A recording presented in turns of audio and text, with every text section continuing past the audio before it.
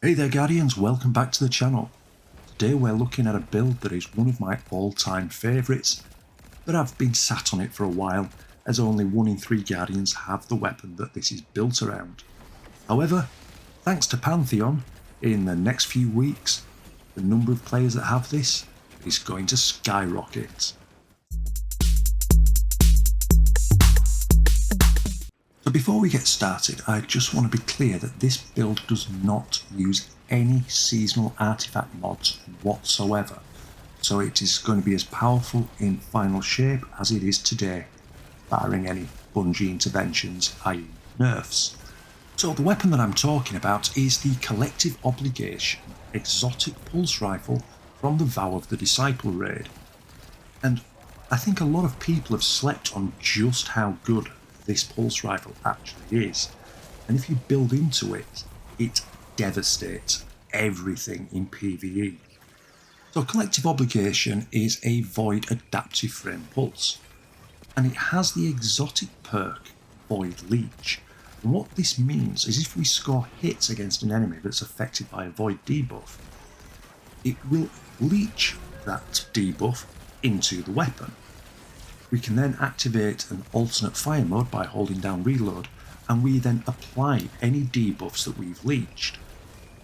And where this gets really good is we can leech suppress, weaken and volatile, and depending on how many you've got, you can apply 1, 2 or all 3 at once through this weapon. On top of that, it also has a mod called Umbral Sustenance, which means if we receive a Void debuff, such as Devour, Invisibility, etc., it refills the magazine. Also, if we reactivate Devour through kills, that also refills the magazine. Plus, hits that we apply with the debuffs have a 20% increase in damage, so this thing straight away is sucking in debuffs, firing them out at a higher rate of damage, which is fantastic. And when you aim down sights with Collective Obligation, your sight actually gives you a lot of information right there in front of your face. So there are 4 little circles on the lower portion of the sight, and these tell you what leeches have been applied and when you're ready to then deploy those debuffs out onto enemies. So, if we just take a look at the sight, the top little bubble indicates that suppression has been leeched, the middle one indicates weaken, and the lower indicates volatile, and then the large bubble at the 6 o'clock position tells you that there's sufficient charge for you to now activate the alternate fire mode and start applying these debuffs to enemies by shooting them. Also, the outer ring turns red when you've got less than 10 shots left in the magazine. So, what are we going to do to supplement this godly weapon? Well, there are lots of options out there, however, I love Briar Binds on the Void Warlock. Functionality, the versatility, and it just complements Collective Obligation so well. So the Briar Binds have a exotic perk called One with the Void, and this means that Void Souls last 55% longer and you can go pick them up, which then means that we can redeploy them for 25 seconds, and this is pretty much endless. Send it out there, pick it up, send it out again. Now, your Void Soul kills also grant increased Void Soul damage and damage resistance, so the more they kill, the more damage they do, and the more they protect you. And this ranges up to 100% increased damage and 50% damage resistance after 6 Void Soul kills. Okay, let's move on to our subclass. So, for the super, you want to take either one of the Nova Bombs. Personally, I prefer the Vortex as it doesn't impede you and your allies from shooting with your weapons while the Nova Bomb is flying towards the enemy. And technically, Cataclysm does do slightly more damage, however, this ability to continue firing with alternate sources of damage surpasses the boost you get from Cataclysm, in my opinion, but you do you. For our abilities, we're going to begin with a Healing Rift, which gives you 40 HP of health back per second. For our melee, our only option is the Pocket Singularity, which deals 235 damage and applies volatile to anything within a 3 meters radius of its detonation. And then for our grenade, we want to take the Suppressor Nade, and this deals 863 damage and applies Suppress for 10 seconds to anything within a 9 meter radius of the explosion. In short, this means that we already have our sources for both volatile and suppression for the collective obligation to leech from. For our aspects, we're going to begin with Child of the Old Gods, which means that when we cast our Rift, we get our good old Void Buddy. When we score weapon hits on an enemy, our Void Buddy flies off and projects a Draining Field that applies Weaken. Draining Field dies 43 damage and applies Weaken for 5 seconds, and it ticks every 0.7 seconds for 9.25 seconds. Also, because we're using a Healing Rift, it grants 4% to grenade and melee energy every 1.4 seconds, i.e. every 2 ticks. We're going to couple this with the Feed the Void aspect, where Void ability kills grants Devour. However, it's not just Devour, it's Enhanced Devour. This restores 200 HP of health on activation and lasts for 10 seconds. We score a kill while Enhanced Devour is active, we again restore 200 HP and it grants double grenade energy, as well as refreshing 50% of Devour's duration.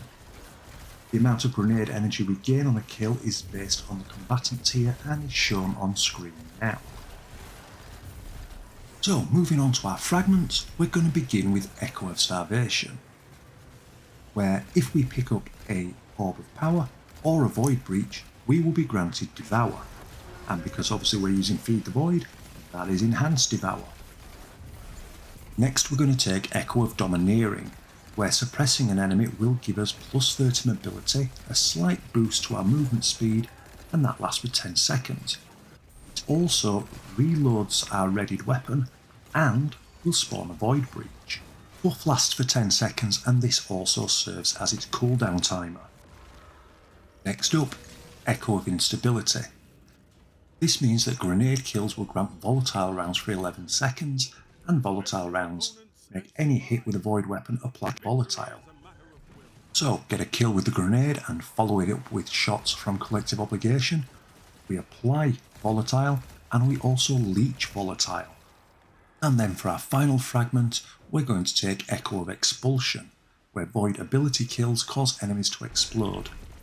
This causes up to 160 damage in a 7 meter radius, and the great thing about this particular fragment is ability kills include kills by our Void Buddy, meaning the explosions count as Void Soul kills, giving us the damage increase and the damage resistance boost that was mentioned earlier. When you're selecting your armour, top priority as always is Resilience. We want 100 for that 30% damage resistance.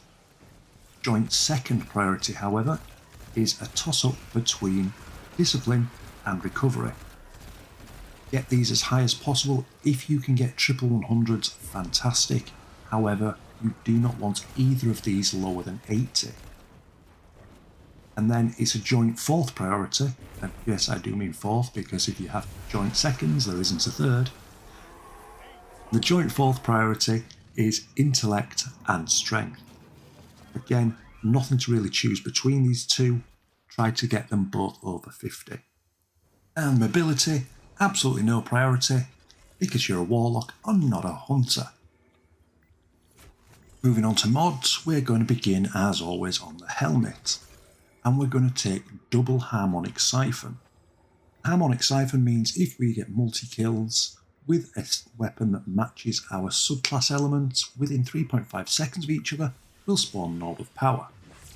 And because we're using 2, these Orbs of Power will give us 3.5% of our super energy. And then we're going to couple this with a Dynamo. And Dynamo means if we use our class ability close to enemies, we will gain 2.5% super energy. However, this is dependent on class, so that 2.5% is actually for hunters. Titans get 1.2 times that amount, and Warlocks get double that amount. So because we're a Warlock, if we use our class ability, we get 5% super energy. On our arms, we're going to take a Focusing Strike, which grants 12% class ability energy if we deal damage with a grenade, and Momentum Transfer, which grants 12% melee energy when we deal damage with a grenade. Both of these have a 7-second cooldown. Then finally, a Firepower, where if we get kills with a grenade, it will spawn an Orb of Power, however there is a 10-second cooldown. On our chest, as always, it's completely up to you. Take any damage resistance mods that are applicable to the activity you're undertaking, so complete dealer's choice.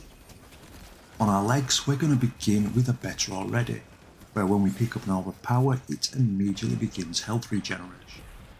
We're going to take an Orbs of Restoration, which grants 10% ability energy to whichever of our abilities has the least charge when we pick up an Orb of Power. And we're going to take a Void Weapon Surge, which grants a 10% damage boost to our Void weapons whenever we have an armour charge. And then finally on our class item, it's a standard affair. We're going to begin with the Bomber, which grants 12% grenade energy when we use our class ability. Powerful Attraction, which picks up any Orbs of Power in the vicinity when we use our class ability. And a Reaper, so if we get a weapon kill within 10 seconds of using our class ability, it will generate an Orb of Power. However, there is a 10-second cooldown. So for those of you using D2 Armour Picker, you've used the following armour energy. On the helmet, we've used 5, leaving 5 slots available. On our arms, we've used 7, 3 available. We haven't used any on our chest, so you have all 10 slots. Our legs and our class item both have used 6, leaving 4. For your weapons, in the kinetic slot, I personally love Scatter Signal with Overflow and Controlled Burst. However, you can use any strand or kinetic weapon of your choosing, primary or special, it doesn't matter. Obviously in the energy slot we want the Collective Obligation, and in the heavy slot I personally am using an Edge Transit with Envious Assassin and Bait and Switch, however any Void Heavy will do. Rocket, machine gun, grenade launcher, sword, doesn't matter. Whatever you are most comfortable with, or whatever suits the activity you're undertaking best. As mentioned at the beginning, there is nothing on the seasonal artifact that is essential, so it's entirely dealer's choice. The beauty of this build is you can use it next season just as effectively as this season. So now we have the build, it's time to talk about the gameplay loop. And it's actually very simple and very forgiving. First of all, we're going to drop a rift so we get Void Buddy. Then using Collective Obligation, we're going to start shooting enemies. Void Buddy flies out and applies Weaken, which Collective Obligation leeches immediately. Next, throw a Suppressor Grenade out, and again continue firing with Collective Obligation. This will leech the suppression that you've just applied to the enemies. Also, if you killed any with the Suppressor Nade, Collective Obligation now has volatile rounds which it will apply and leech at the same time. Once you have one or more of your leeches filled, activate the alternate fire mode on the Collective Obligation and fire at will, applying all the debuffs that you've previously leeched for up to 15 seconds. Pro tip here, when your countdown timer on the Void Leech buff starts to get low, start shooting a yellow bar, if possible a mini boss. This will apply the buffs, and then when the timer runs out, we'll start leeching them back again, allowing you to go on a perpetual loop of applying and leeching and applying and leeching. Where possible, pick up your Void Buddy and redeploy him into better areas. This also means that with the timers, you have the potential to have multiple Void Buddies on the field at once, as your cooldown timer for your class ability resets. So there we have it, Guardians. That is my Collective Obligation build.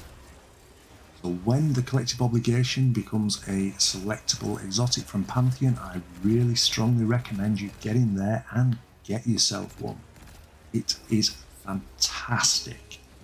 We just have Void Destruction absolutely on tap. If you've enjoyed this video and are interested in more Destiny 2 content, please consider dropping over into the Discord and saying hi. Or alternatively, drop a like and maybe even a subscribe. You'll really be helping the channel grow. But until next time, Guardians, whatever you're doing, I hope you have a fantastic day.